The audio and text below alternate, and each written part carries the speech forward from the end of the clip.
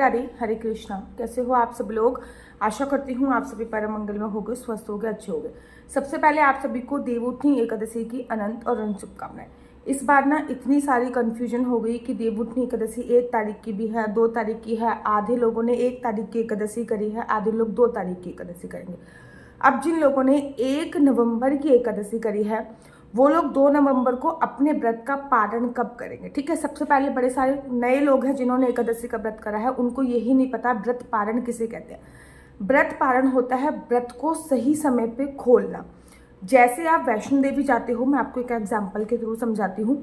जब आप वैष्णो देवी जाते हो और अगर आपने भैरव बाबा के दर्शन नहीं करे, ठीक है ना, तो आपकी वैष्णो देवी की यात्रा आधी अधूरी होती है। वैसे ही अगर आपने एकादशी का व्रत किया और सही समय पे अपना व्रत नहीं खोला, व्रत खोलने की जो प्रतिक्रिया होती है उसको व्रत पारण करना कहते हैं, तो आपका एकादशी का जो व्रत होता है वो आधा अधूरा माना जाता है।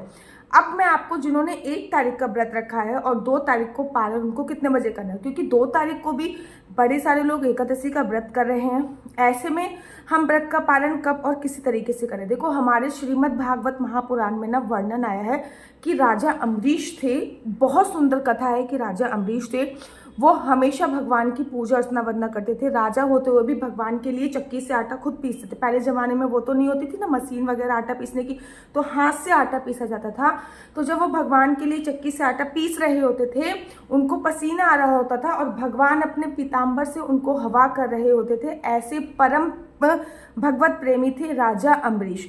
तो राजा अम्बरीश एकादशी का व्रत रखते थे। एक बार की बात है, उन्होंने एकादशी का व्रत रखा था। द्वादशी पे वो अपने व्रत का पारण करने के लिए जा रहे थे। जब वो द्वादशी पे अपने व्रत का पारण करने के लिए जा रहे थे, अचानक से दुर्वासा ऋषि का आगमन हुआ। अब ऐसा शास्त्रों में वर्णन आया है कि जब भी हम अपने किसी भी व्रत का, मैं एकादशी की बात नहीं कर रही, किसी भी व्रत का पारण करने के लिए जाते हैं, कोई हमारे मान्य हो गए, कन्या हो गई, गौ माता हो गया, या फिर कोई साधु संतों का घर पे आगमन हो जाता है हमारे दरवाजे पे, तो ये समझ लीजिए आपका जो व्रत है वो 100% सफल हो जाता है। राजा अम्बरीश ने दुर्वासा ऋषि के हाथ जोड़े और कहा, अहो भाग्य हमारे जो आप यहाँ पधारे। ऋषिवर आइए, बैठिए, विराजमान होइए। मैं अपने एकादशी के व्रत का पारण आज द्वादशी पे करने के लिए जा रहा हूँ, लेकिन उससे पहले आप भोजन कराइए। कहते हैं एकादशी के व्रत के बाद द्वादशी पे अगर हम ब्राह्मण को भोजन कराते हैं तो हमें अपार पुण्य की प्राप्ति होती है। पहले आप भोजन कीजिए, उसके बाद मैं अपने एकादशी के व्रत का पालन करूँगा। दुर्वासा ऋषि ने कहा, मैं थोड़ी देर से आ रहा हूँ, दूर से आ रहा हूँ, पहले मैं स्नान वगैरह करूंगा, फिर मैं अपने एकादशी के व्रत, फिर मैं भोजन इत्यादि ग्रहण करूंगा। अब दुर्वासा ऋषि तो चले गए स्नान करने। राजा अम्बरीश ने देखा कि दुर्वासा ऋषि को स्नान करने में थोड़ा सा समय लग रहा है, काफी देर हो गई इंतजार करते करते, और उनका एकादशी के व्रत के जो पारण का समय है वो निकला जा रहा है। जबकि शास्त्रों में ये वर्णन आया है कि पारण एकदम सही समय पे होना चाहिए। अब वो बड़े परेशान हो गए, क्योंकि राजा अम्बरीश क्षत्रिय थे। उन्होंने कहा कि अगर मैं दुर्वासा ऋषि को दिया हुआ वचन तोड़ता हूँ तो मैं कैसा क्षत्रिय हूँ, और अगर मैंने भोजन इत्यादि कर लिया, अगर मैंने भोजन इत्यादि नहीं किया, मतलब अपने व्रत का पालन नहीं किया, तो मेरा एकादशी का व्रत जो है वो आधा अधूरा माना जाएगा। ऐसे में मैं क्या करूं? तो उन्होंने अपने राज्य के सभी योग्य ब्राह्मण को बुलाया और उनसे बोला कि मैंने दुर्वासा ऋषि को वचन दिया है कि जब तक मैं उनको भोजन इत्यादि नहीं कराऊंगा, अपने व्रत का मैं पालन नहीं कर सकता। ऐसे में आप मुझे बताइए मैं क्या करूं? तो उन्होंने बोला कि आप भगवान के चरणों का चन्यमित पी के व्रत का पालन कर लीजिए। अब बड़े सारे लोगों ने भीष्म पंचक व्रत रखा होगा, तो वो लोग चावल तो नहीं खा सकते जिन्होंने भीष्म पंचक व्रत रखा है, तो वो अपने व्रत का पालन कैसे करेंगे? तो वो अपने व्रत का जो पालन करेंगे वो डेफिनेटली बात है कि भगवान के चरणों का चन्यामित पी के करेंगे, ठीक है ना। बड़े सारे लोगों का 2 तारीख को भी व्रत होगा, तो वो अपने व्रत का पालन कैसे करेंगे? भगवान के चरणों का चन्यामित पीकर। राजा अम्बरीश जैसे ही भगवान के चरणों का चन्यामित पीने वाले थे, दुर्वासा ऋषि का आगमन हो गया। दुर्वासा ऋषि ने कहा, हे मूर्ख राजा धूर्त, तू ये क्या कर रहा है? तूने मुझे वचन दिया है कि जब तक तू मुझे अन्न जल ग्रहण नहीं कराएगा तब तक तू कुछ भी नहीं खाएगा, तू तो अपना वचन तोड़ रहा है। राजा अम्बरीश उनको बहुत समझाने की कोशिश करते हैं, लेकिन दुर्वासा ऋषि को बहुत शीघ्र गुस्सा आ जाता है। उनको समझ में नहीं आता। दुर्वासा ऋषि अपने एक बाल पकड़ते हैं, उसको ऐसे ऐसे करके घुमाते हैं, बालों को खींच देते हैं और जमीन पे पटक देते हैं। एक भयंकरी राक्षसी कृत्या प्रकट हो जाती है। कृत्या, ठीक है ना। वो राजा अम्बरीश को खाने के लिए दौड़ती है। जैसे ही वो राजा अम्बरीश को खाने के लिए दौड़ती है, भगवान का सुदर्शन चक्र प्रकट हो जाता है। भगवान का सुदर्शन चक्र उस राक्षसी के पीछे पीछे दौड़ने लगता है, उस राक्षसी के टुकड़े टुकड़े कर देता है। अब वो सुदर्शन चक्र दुर्भाषा ऋषि के पीछे घूमने लगता है। दुर्भाषा ऋषि आगे आगे, सुदर्शन चक्र पीछे पीछे, दुर्भाषा ऋषि आगे आगे, सुदर्शन चक्र पीछे पीछे। दुर्भाषा ऋषि भागते भागते ब्रह्मा जी के पास जाते हैं और बोलते हैं कि मुझे आपके 10 मानस पुत्रों में से एक बोला जाता है, कृपया सुदर्शन चक्र से मेरी रक्षा कीजिए। ये दुर्भाषा ऋषि जब ये बोलते हैं तो ब्रह्मा जी कहते हैं, बेशक आपको मेरे 10 मानस पुत्रों में से एक बोला जाता है, लेकिन इस सुदर्शन चक्र से मैं आपकी रक्षा नहीं कर सकता। जिसका ये सुदर्शन चक्र है वही आपकी रक्षा कर सकता है। भागते भागते भगवान शिव के पास जाते हैं और कहते हैं कि मुझे आपका अंश अवतार बोला जाता है, इस सुदर्शन चक्र से मेरी रक्षा कीजिए। भगवान शिव बोलते हैं, बेशक आपको मेरा अंश अवतार बोला जाता है, लेकिन इस सुदर्शन चक्र से मैं आपकी रक्षा नहीं कर सकता। जिसका ये सुदर्शन चक्र है वही आपकी रक्षा करेगा।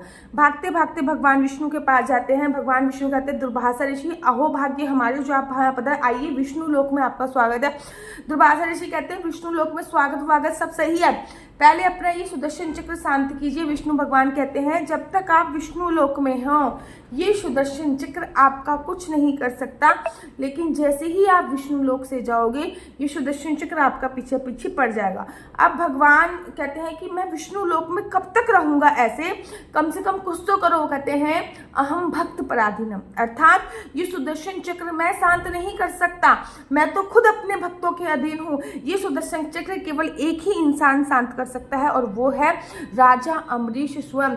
दुर्भाषा ऋषि भागकर राजा अम्बरीश के चरण पे पड़ जाते हैं। इतने परम भगवत प्रेमी थे राजा अम्बरीश, वो भी एकादशी का व्रत करते थे और सही समय पे व्रत का पालन करते थे। अब जिन लोगों ने 1 तारीख का व्रत रखा है, 1 नवंबर को दशमी युक्त एकादशी का व्रत रखा है, वो लोग व्रत का पालन कब करेंगे? कल सुबह 7 बजकर, मतलब 2 तारीख को 7:35 पर एकादशी तिथि है, ठीक है। तब तक तो आप व्रत का पालन नहीं कर सकते। ऐसा शास्त्रों में वर्णन आया है कि एकादशी तिथि निकलने के बाद जब द्वादशी प्रारंभ होती है तो द्वादशी की 1/4 अवधि तक व्रत का पालन नहीं करना चाहिए, क्योंकि उसको हरिवासन समय बोला जाता है। 1/4 अवधि अर्थात 3.5 घंटे के आसपास का समय होता है, 3 घंटे 45 मिनट के आसपास का समय होता है। तो कल 7:30 बजे आपकी एकादशी तिथि खत्म होगी। उसके बाद 12 बजे तक, कहीं कहीं पे 11:30 का वर्णन है, किसी किसी पंचांग में, किसी किसी पंचांग में 12 का वर्णन है। तो कल आप 12 बजे तक दोपहर को अपने एकादशी के व्रत का पालन नहीं कर सकते। ऐसा नहीं कि कल दोपहर को 12 बजे से पहले भैया हम 1 दिन का व्रत होता है, आपने चावल खा लिए, ये खा लिया, खाना खा लिया, नहीं, ऐसा कुछ नहीं करना है। कल 12 से 3 बजे तक के बीच में आपको अपने व्रत का पालन करना है। हाँ, पारण से पहले चाय वगैरह पी सकते हो। पालन के लिए किसी योग्य ब्राह्मण को घर पे बुलाइए, उनको भोजन इत्यादि भरपेट मात्रा में कराइए, उनको कुछ दान दक्षिणा जो होती है वो अवश्य दीजिए। उसके बाद फिर भगवान को जो आपने भोग सामग्री लगाई है, भगवान को जो भोग लगाया है उसको खा के अपने व्रत का पारण कीजिए। द्वादशी पे 1 समय भोजन किया जाता है, द्वादशी पे 2 समय भोजन नहीं किया जाता। पहली बात तो जब आप व्रत का पालन कर रहे हो तब भोजन इत्यादि कर लीजिए। उसके बाद रात्रि के समय, ये नहीं कि बार बार कुछ ना कुछ खा रहे। द्वादशी पे भी संपूर्णतः ब्रह्मचर्य का पालन किया जाता है। द्वादशी पे भी किसी भी प्रकार की कोई काम वासना क्रीड़ा को अंजाम नहीं दिया जाता। द्वादशी पे भी पृथ्वी शयन ही करना चाहिए। द्वादशी पे भी लहसुन प्याज का उपयोग नहीं करना चाहिए। तो ये मेरा आपका नंबर नीचे स्क्रीन पर दिया हुआ है। बड़े सारे लोग पूछेंगे ब्राह्मण तो घर पे नहीं आ सकते, फिर आप मंदिर में जाके वो थाली दे के आ सकते हो, गौशाला में जाके वो थाली देख सकते हो, किसी मान्य को भी खिला सकते हो। मेरा नंबर आपको नीचे स्क्रीन पर दिख रहा होगा। मेरा नंबर है 4/9/20-2565। I repeat again, 4/9/20-2565। आपका बच्चा जॉब करेगा या बिजनेस करेगा? बिजनेस करेगा तो किस फील्ड में बिजनेस करेगा? जॉब करेगा तो किस सेक्टर में जॉब करेगा? क्या है आपके बच्चे का लकी नंबर? क्या है आपके बच्चे का लकी कलर? क्या कुंडली में राजयोग है या नहीं? कुंडली में संतान प्राप्ति का योग है या नहीं? ये सभी जानकारी मैं आपको कुंडली के माध्यम से प्राप्त कराती हूँ। याद रखिए, कुंडली देखना बिल्कुल भी फ्री नहीं है। कुंडली देखने के थोड़े से चार्जेस हैं और इस नंबर पे मुझसे किसी भी प्रकार से कोई भी क्वेश्चन आंसर पूछने के लिए बच्चों फ़ोन मत कीजिएगा। बिकॉज ऑफ द रीजन ये नंबर केवल और केवल मैंने कुंडली दिखाने के लिए दिया हुआ है। राधे राधे, हरे कृष्णा। तो आप लोगों के लिए ये एकादशी स्पेशल पैकेज आ चुका है और इस एकादशी स्पेशल पैकेज का आप लोगों को लाभ उठाना है। बहुत ही सस्ता पैकेज है। और इस एकादशी पैकेज में आपको क्या क्या मिल रहा है, सबसे पहले आपको ये एकादशी की पुस्तक मिल रही है। ये देखिए, ये है एकादशी की पुस्तक जो आपको मिल रही है। एकादशी की पुस्तक, इसमें सारी एकादशी की कथाएं लिखी हुई है।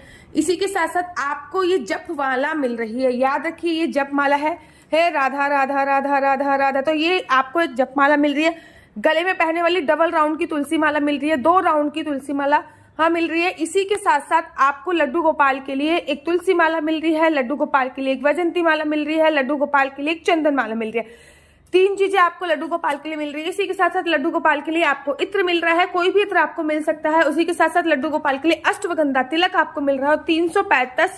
365 बत्ती का जो है वो बंडल मिल रहा है। साथ ही के साथ शनिदेव की कृपा आप पे ना पड़े, उनकी क्रूर दृष्टि आप पे ना पड़े, तो आपको एक ये भी मिल रही है शनिदेव की अंगूठी।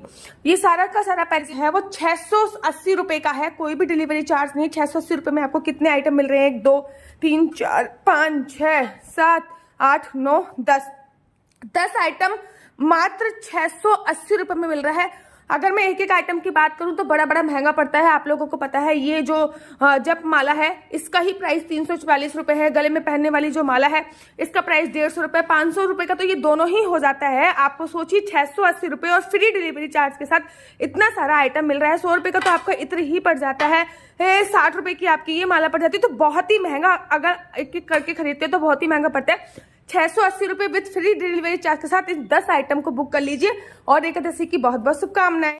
राधे राधे, हरे कृष्णा। तो यहाँ पे हम आप लोगों के लिए लेके आए हैं असली तुलसी माला। विभिन्न प्रकार की हमारे पास असली तुलसी माला है। 30 रुपए से प्रारंभ होकर हमारे पास 1100 रुपए तक की तुलसी माला है। जप माला है, गले में पहनने वाली तुलसी माला है, 1 राउंड की तुलसी माला है, 2 राउंड की तुलसी माला है, 10 साल तक चलने वाली तुलसी माला है, और डबल राउंड की तुलसी माला है, 3 राउंड की तुलसी माला है, गांठ वाली जपने वाली माला है, बिना गांठ की जपने वाली माला है, राधा नाम के लॉकेट वाली माला है, और लैब सर्टिफिकेट द्वारा प्रमाणित तुलसी माला है, जिसमें हम आपको लैब का सर्टिफिकेट देंगे कि ये असली है या नकली है। बहुत सारी तुलसी मालाएं हम आपके लिए लेके आए हैं।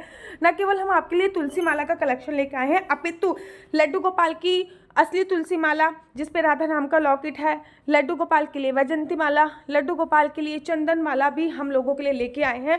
और लड्डू गोपाल की तीनों माला का सेट है, तुलसी माला, चंदन माला और वैजंती माला का सेट भी लेके आए हैं। साथ ही के साथ हम आपके लिए रुद्राक्ष के असली ब्रेसलेट, पानी में डालने वाला रुद्राक्ष, 1 मुखी रुद्राक्ष से लेकर 14 मुखी रुद्राक्ष तक हमारे पास सारे लैब टेस्टेड रुद्राक्ष अवेलेबल हैं। आप हमसे ओरिजिनल रुद्राक्ष मंगा सकते हैं। ना केवल हमारे पास रुद्राक्ष अवेलेबल है, अपितु हमारे पास कानों में पहनने वाले राधा नाम के असली तुलसी के इयरिंग्स भी उपलब्ध हैं, जो कि अलग अलग डिजाइन, अलग अलग तरीके से आप लोगों को प्राप्त हो जाएंगे। ये राधा नाम के असली तुलसी के कानों के इयरिंग्स हैं और इसमें बहुत सारी वैरायटी हमारे पास उपलब्ध है। आप जल्दी से जो नीचे नंबर दिया गया है उस पर संपर्क करके अपनी चॉइस से कोई भी राधा नाम के इयरिंग्स अपने लिए ले सकते हैं। उनके प्राइस बहुत ही सस्ते हैं। 150 रुपये से फ्री हो 150 रुपये से स्टार्ट होकर मात्र 200 रुपये तक है। और यह है राधा रानी और भगवान श्री कृष्ण जी के चरण, जो आपको अपने मंदिर में जरूर और विभिन्न प्रकार की अलग अलग तुलसी मालाएं आप लोगों के लिए उपलब्ध है। 30 रुपये से प्रारंभ होकर 1300 रुपये तक की तुलसी मालाएं आप लोगों के लिए उपलब्ध है। हम आप लोगों के लिए लेके आए हैं श्रीधाम वृंदावन की रज। 8 प्रकार की रज इसमें उपलब्ध है। न केवल एक सेवा कुंज की, निधि कुंज की, ललिता कुंड की, राधा कुंड की, कृष्ण कुंड की, निधि वन की, यमुना जी की, 8 जगह की ब्रज रज इसमें आपको उपलब्ध हो जाएगी।